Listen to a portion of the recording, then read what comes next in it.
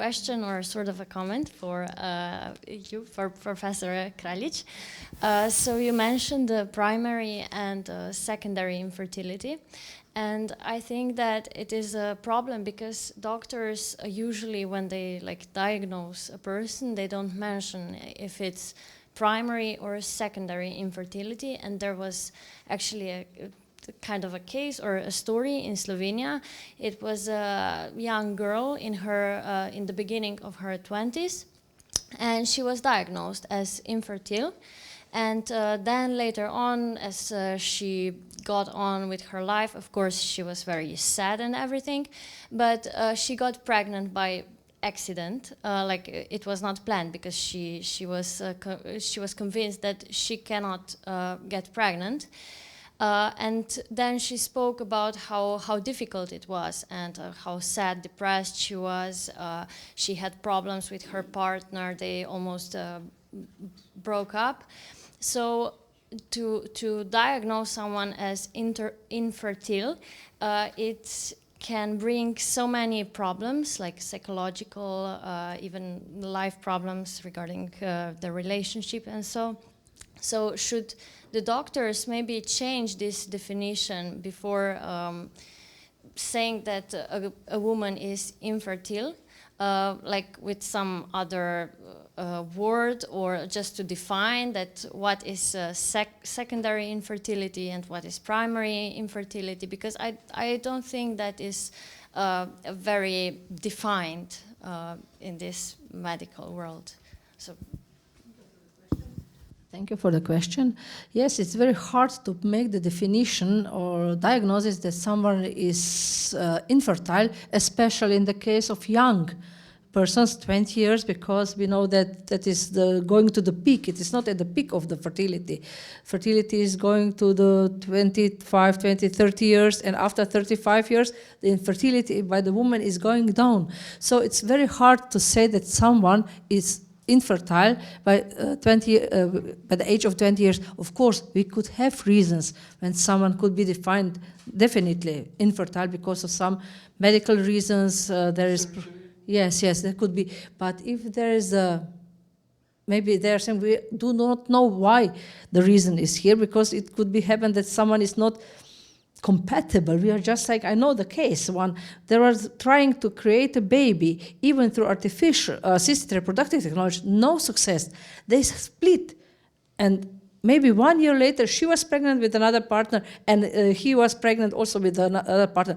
I don't know where the reason was. Maybe they have been just incompatible for any, I don't know, unknown reasons. So it's very hard to say for young people you are infertile. But if someone is trying, you could have also very young people who are trying to create children, and if they are trying, we should help such persons. If they have very strong wish, because we cannot say, just wait for another 5 years, you are very young, we will see what will happen in 5 years. It's a very stressful, sad situation for such a couples if the desire for the child is very strong. So if there's a term of 12 months trying to create a child, or for any reason unsuccessful, we should offer these persons any help. Maybe it just will be enough just to have therapy, maybe some drugs could be offered, because assisted reproductive technologies are at the end. So there are many possibilities to help such persons. And my first question is to Lila Garayova. However, I have to emphasize that in connection with this, I would like to make a kind of dialogue between Professor Alexander Korac-Grauwacz and also Pavel Sobczyk. My kind of question, it is about this adult centric approach you noticed. Is it your own determination, or it is existing name in the literature? Thank you. I think I have found a few sources that use the term adult-centric or child-centric legislation. I haven't necessarily found a distinction or a set of criteria based on which you can decide, but I think we can definitely work on that because, as I mentioned in the presentation, there are certain telltale signs that, for example, when we talk about ART, it is child-centric or adult-centric, right? Legislation in ART that, for example, doesn't consider the child's right to identity cannot be considered child-centric, right? Because that's an inalienable right of the child to know their genetic origins. And if a country's jurisdiction does not allow for that, then of course the child is not in the forefront of that legislation.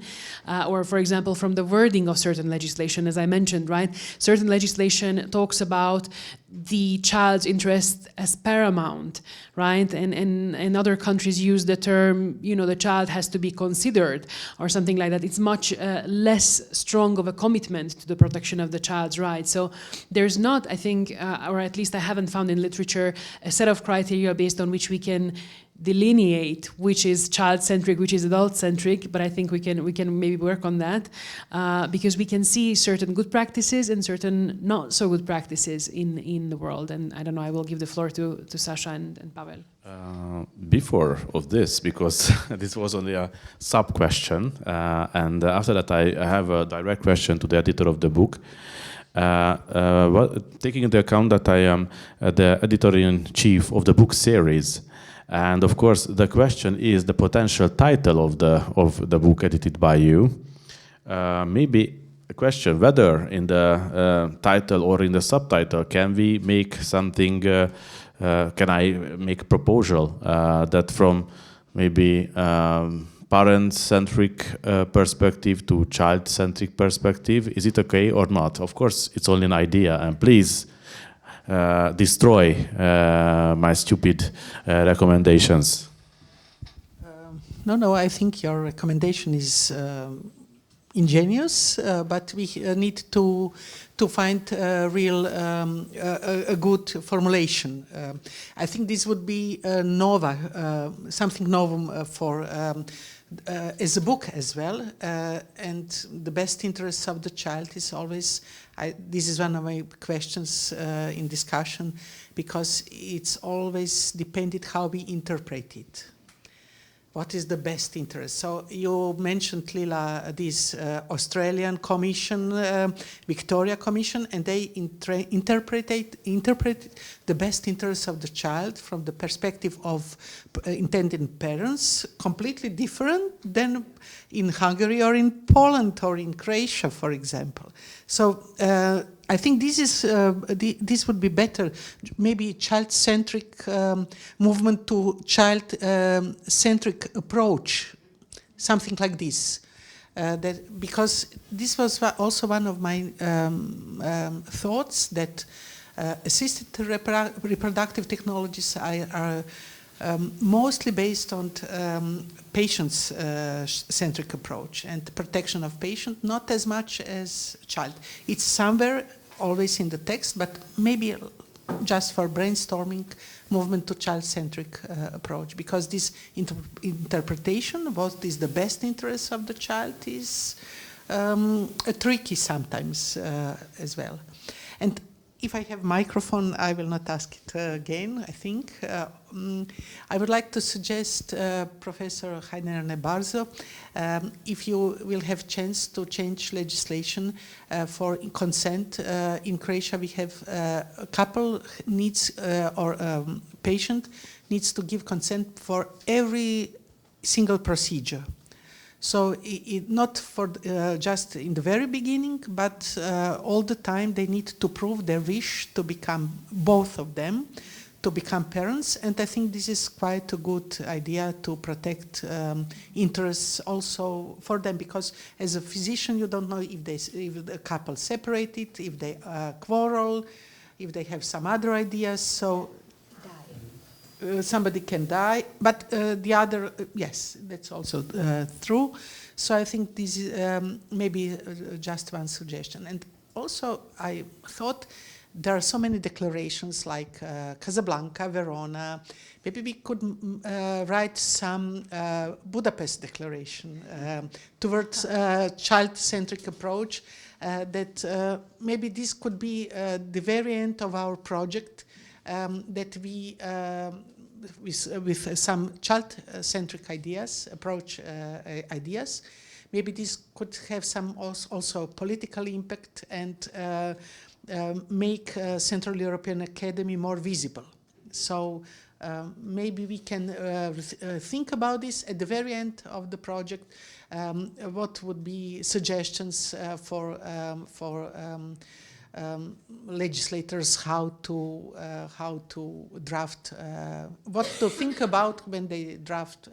It's a very tough idea because I think we here can't agree what would be suggestions. And it's normal, it's a value question.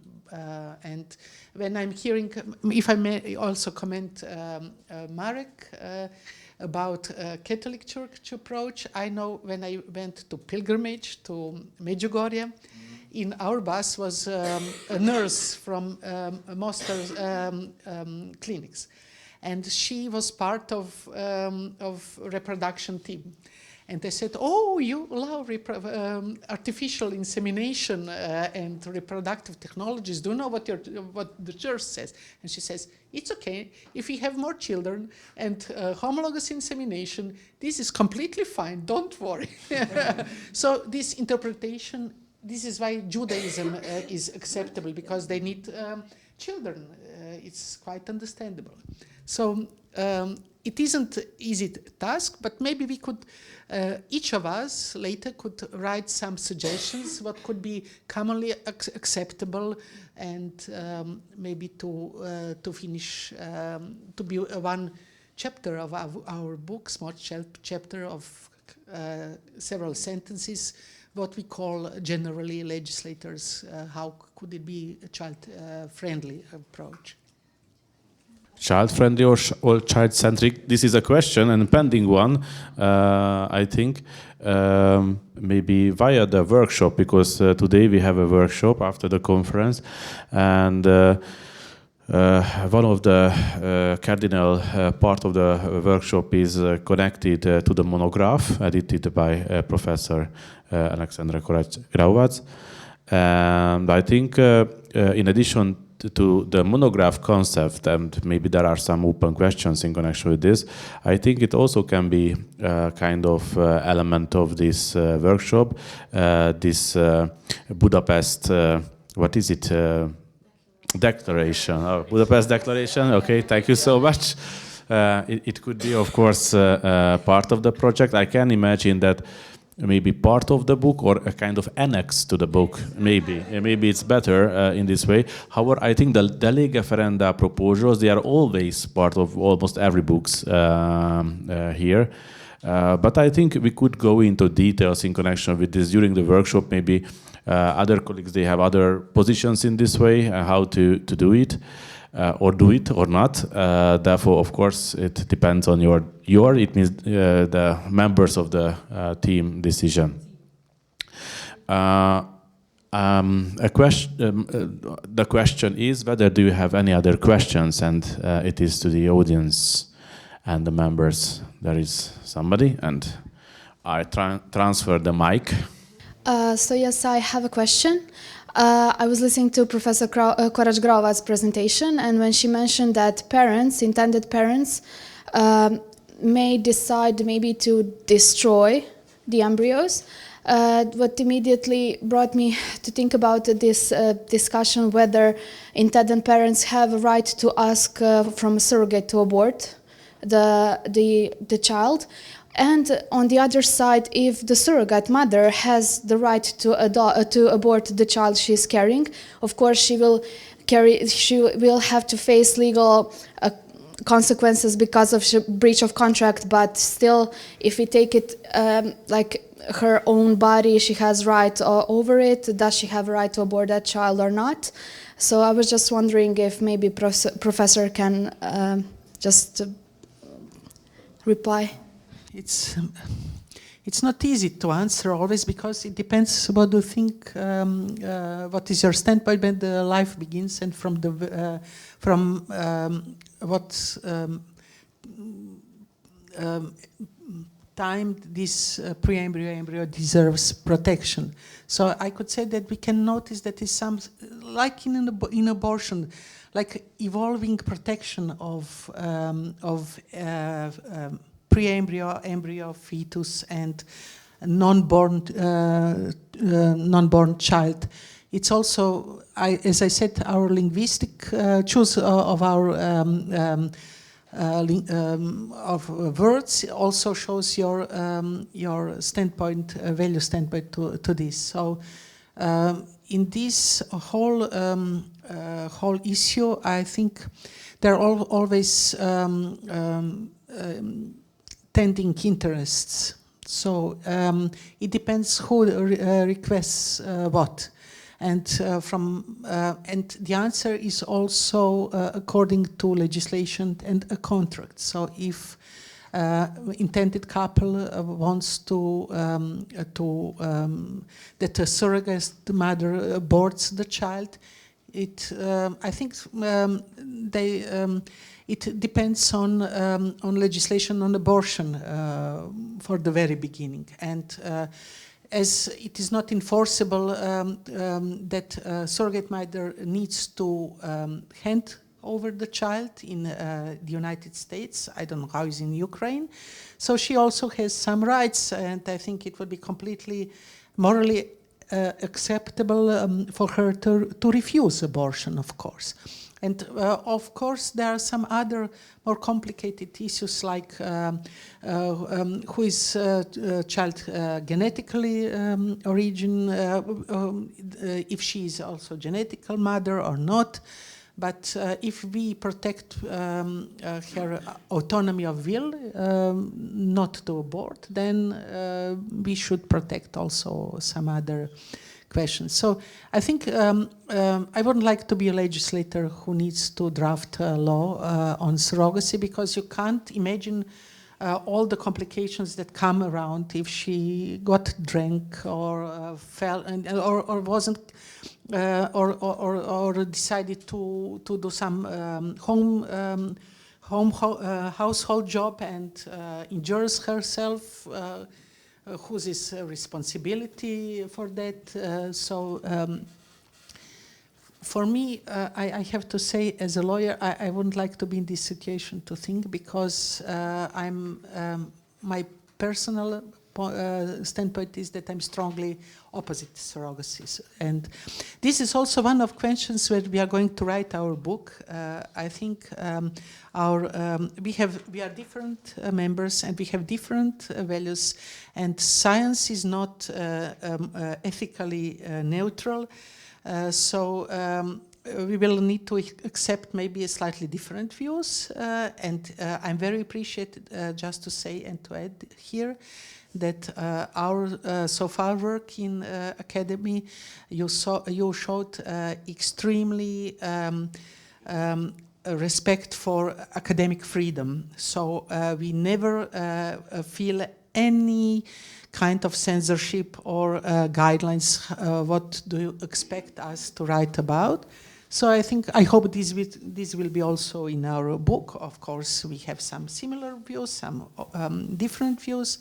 And this was also one of my ideas that I wanted to show you my gratitude for this. And for the answer, evolving capacity of the child, like for right to express his or her views, also evolving capacity in protection, evolving protection, as we know from abortion laws. As well, that there are different approaches and different consequences for everybody in this for contractual parties as well. It is also one of the problems if a surrogate mother gives birth to a child who has some health issues. So whose obligation is this child? And I know also in Croatia there was a couple. They were both physicians. They went to Czech Republic using donated gametes. I don't know which one. And the clinic did not made health screening of donor. So they got a child with hereditary disease that could be easily avoided by pre-screening technique. And what to do with these parents? Sue the clinic. What does it mean toward their relationship to the child? So if the child is a thing with damaged good. Thank you very much. So shall we treat child as a damaged good? Or you need to accept this, and you need some, of course, financial meanings to heal the child. This is why this topic is so challenging. Yeah, aspiring expert, let's say. Thank you. I was really inspired by all of your presentations. And at the end of these sections, when it comes to discussion, I always think about something like superficial things. And I was starting thinking about pregnancies and the nature of pregnancies and how pregnant women can feel themselves. I have read some approaches where they expressed, pro-surrogacy experts expressed that pregnant women can alienate themselves from the pregnancy. Thus they know that this child will not be contributed to their life and somebody else's. And then I was thinking, okay, so it can happen maybe to someone. But also if I think about the pregnancies and the aim to deliver a healthy child, I think that the surrogacy concept and the RRT concept is a more controlled environment than of a regular pregnancy, let's say. So when we think about protection of the interest of the child in the womb, maybe the regular pregnancies does not necessarily say protect this child in a more elevated way than of an ART child. I mean, if it's your own autonomy as a pregnant woman, how you live and what kind of life changes you include during the pregnancy. When it was an unwanted pregnancy, for example, then you do not necessarily take your interest away and put your going to be child further. But if you're a surrogate mother, you are somehow obliged or recommended to like put yourself backwards and the interest child forward, because there are also the interest of the intended parents to have a healthy child and so on and so on. So I was thinking that yes, we criticize surrogacy very much because of the dignity aspects. But it's really, I'm sorry, a bit controversial what I will say, but from a standpoint of best interest of the child assessments, it is more prevailed and prevalent in this controlled ART environment. So that's why I feel the contradiction that ART can be contradictory to dignity of the child, but still deals more with the dignity of a child than in a regular context. Just no question, no comment, just a way of thinking. More controlled in the biological way. Yes. But we are holistic. Sorry, I can't not to try to discuss. Yes, I agree in a biological way. Yes, especially if you take surrogate mother in a kind of nursery where she is well fed, doesn't drink, forced to sleep, and forced, I mean, lives in a comfortable environment. But we are not just biological beings. So we don't know enough, in fact. We know what Lila said, what we would like to be. In this case, maybe even artificial womb will be the safest place for children to be raised up. But would you like to be raised, to spend your early development time in an artificial womb? So biologically, it's the safest because you have computer that adjusts everything. You are fat enough. You have enough vitamins and everything. But I will try to answer in a more human way, maybe not a very subjective way. A woman who experienced pregnancy thinks completely different than a woman who didn't. And this is an experience that can't be neglected because hormones are so strong, even in a biological way. We don't know enough about this, and these hormones also change psychologists would say, psychiatrists, our way of thinking, our feelings, our emotions, and everything. And I think this is a component that should not be neglected as well. So we can discuss for hours, of course, but I needed to have. I found myself talking to my non-born son, and I felt somehow he hears me, and this bond is important for later challenges that are very strong sometimes. So I think we should take everything into account. Really easy situation because I'm not expert of the art. I'm not a lady, to tell the truth. And maybe if I make a comment, however, to my colleagues' question or comments, that you notice that as to the position of pregnant woman and maybe the surrogate motherhood is a safer environment than the natural one. Or it's a more controlled environment. But maybe what is the better answer in this way?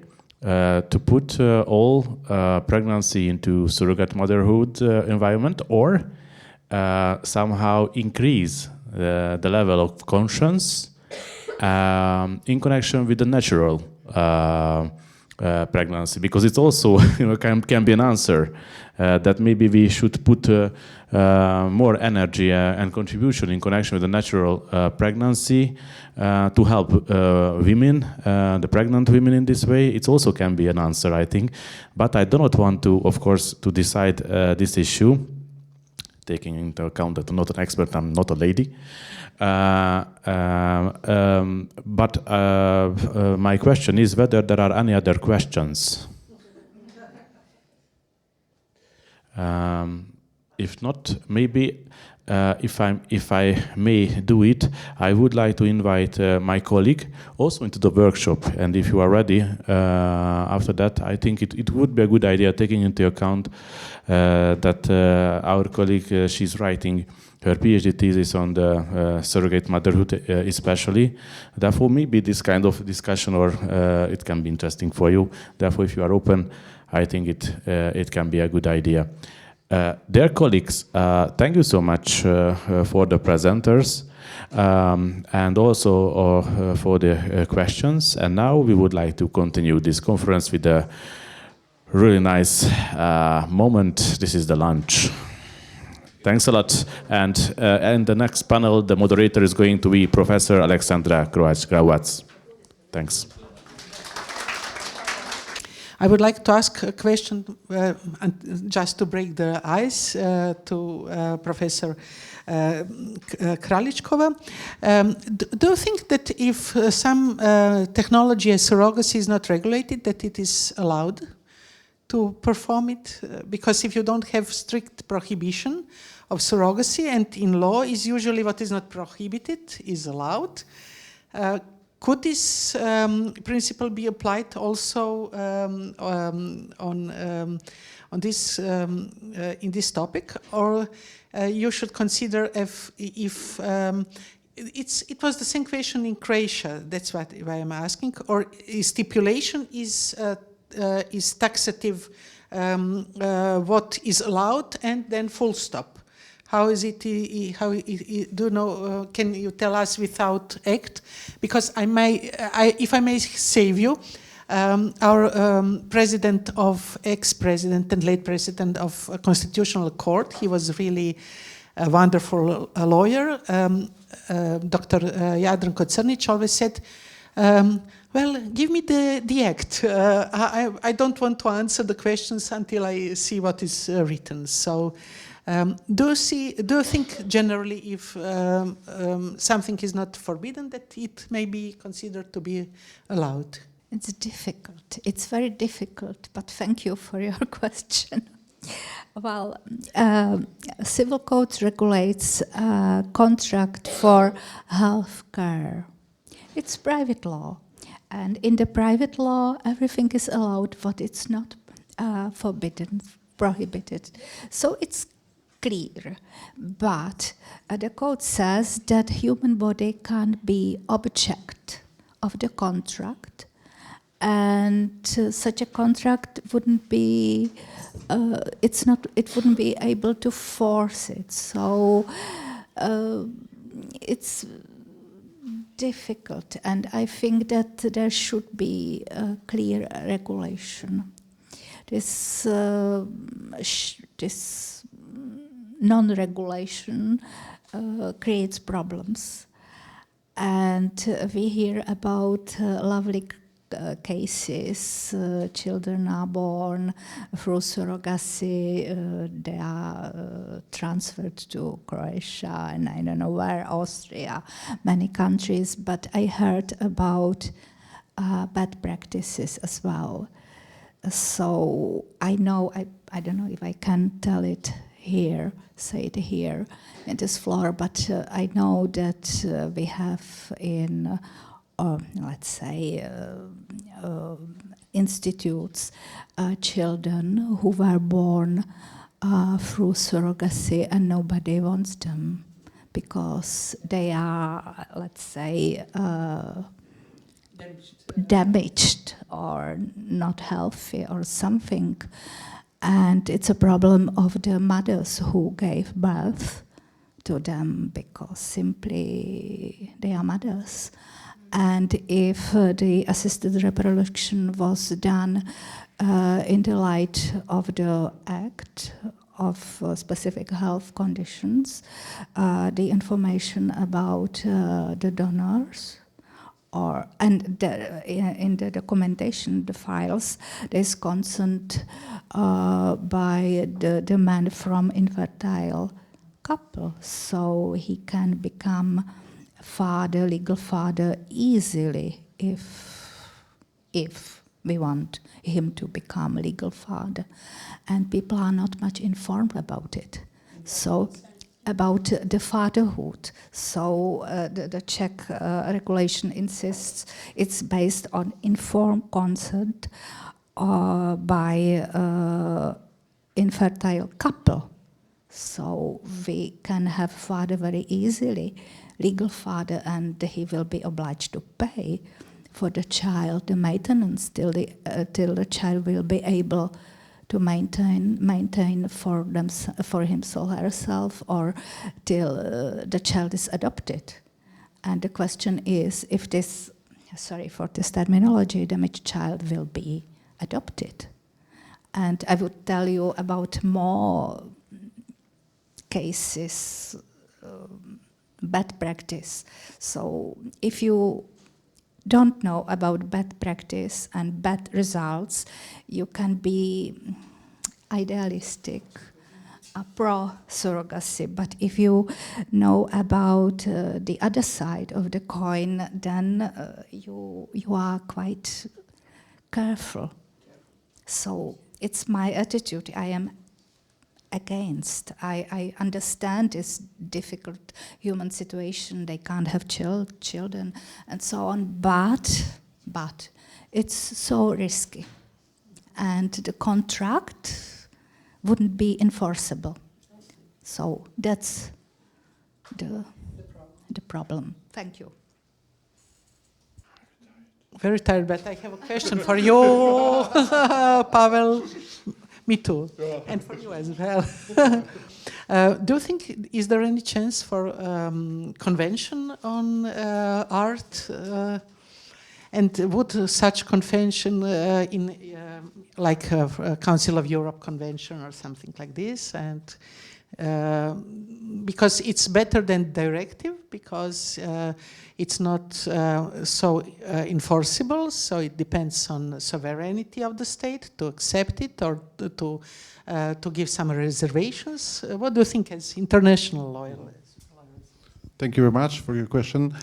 But it's very difficult to say now, because as I show you these three models, is very different point of view for this topic. Yeah, so we are a lot of countries on the east of the world, as Arabic countries and others, where is the stricted policy about the art and other techniques, new technology, not only for the art but other. And we see that the position of the West world is not so strong as 40, 50 years ago. So this is the balance between the countries in the Organization of United Nations. Yeah.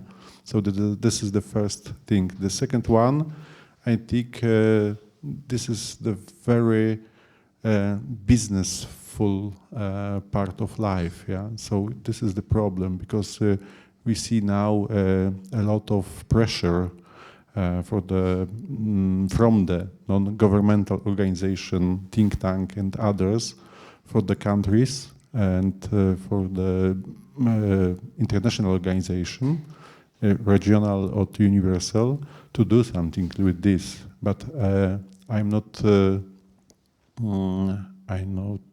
don't think that it will be good solution when the private organization, the business organization, do something for this. The same thing we have in World Health Organization about the insurance or injections or other things. Yeah, so I'm afraid about this. That we do a good law, but I would like show the third thing about this. A few days ago, we had 35th anniversary of Convention of Children's Rights. And there is very important things in this convention. This is the article number 1. This is the definition of the child. And what I say in my articles and other things, I would like to do the balance between the parents, heterosexual couples, of homosexual couples and others who wants to have a child, and the balance of the child.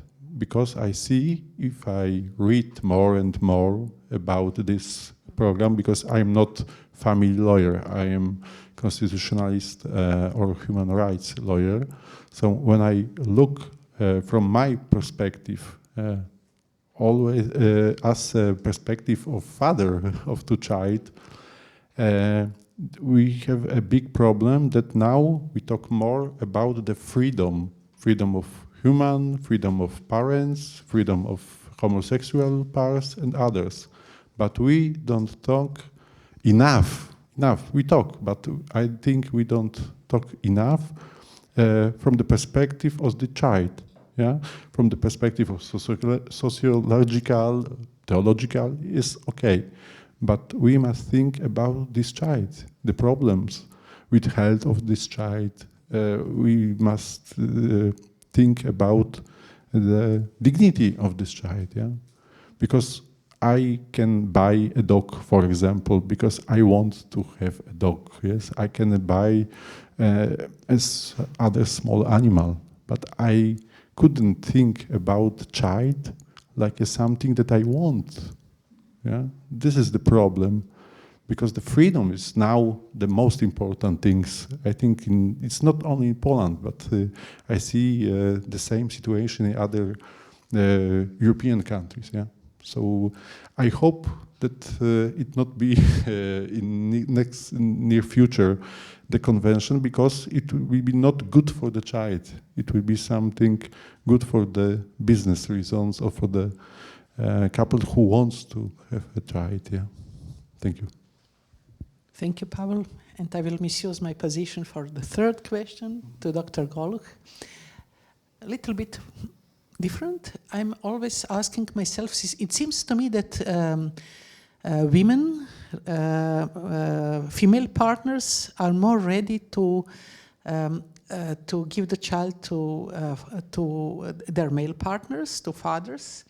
I mean that women are more ready to go through painful medical examinations, punctations. I was heard it hurts a lot from gynecologists, female gynecologists. They're ready to give birth to their partner's their child, man's child, and it seems sometimes that is more important for men to transfer their genes, and women are more ready to give up and to suffer and to contribute more. It's of course and biologically understandable, but what do you think about this? This also may open another question that we are not criticized to be too traditional. It's also a feminist question as well. So if we are equal, then please try to balance also contribution to, or just don't take too much weight to fulfill someone's desires. Thank you. This is something that evolutionary psychology it says, because women are suited for the birth of the child, and men are suited for giving genes. And I searched for the statistics when I made this chapter for the book, and in the history of humankind, the men with the most children have almost 1,000 and something, so 1,030 children. And the woman with the most children, she had about 60 or 70. So a woman during her, so a man during his whole life can have many children with many women, but a woman can have only limited number of children. So in fact, the woman must be more take more action in the in the development of the child. So this is something biologically, and this is something cultural. We live in this culture where women had to have children, and it was for centuries ago. And now we have this cultural revolutions for some time now, and it will be changed, but it still needs some more time. So this.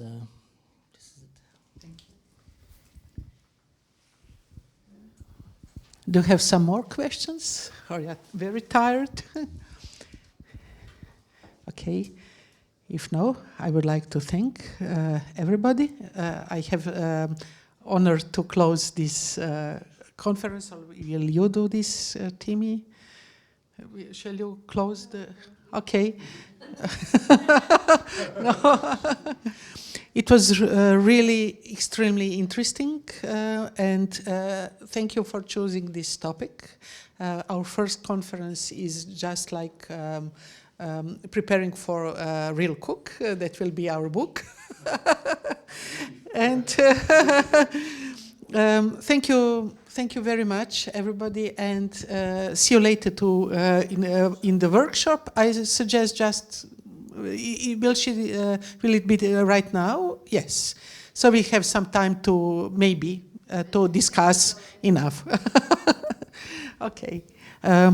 Thank you very much. And one last message. I see many young people here, and I need to say what our first gynecologist and IVF professional says. Don't wait too long to decide to have children, because it is scientifically proved that possibility to conceive gets down extremely fast, and if you don't take your PhD in time, you will ask and you will read our book, and I don't like that it will be for your personal use. So I wish you all to have your children in a more natural and more happy way. So.